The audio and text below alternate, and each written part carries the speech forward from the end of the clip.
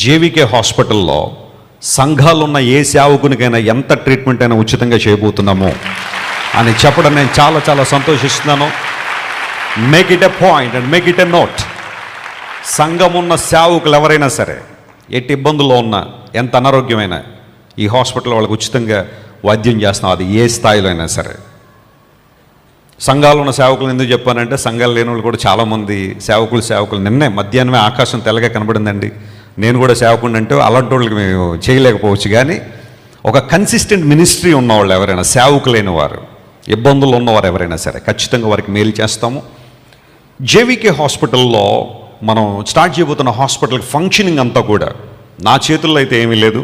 కట్టేంత వరకు నేను, కట్టిన తర్వాత ఒక డాక్టర్స్ కమిటీని మనం ఏర్పాటు చేయబోతున్నాం. వారు అన్ని విషయాల్లో నిర్ణయాలు తీసుకుంటారు, ఏదైనా వారే భరిస్తారు. వారి చేతులకే హాస్పిటల్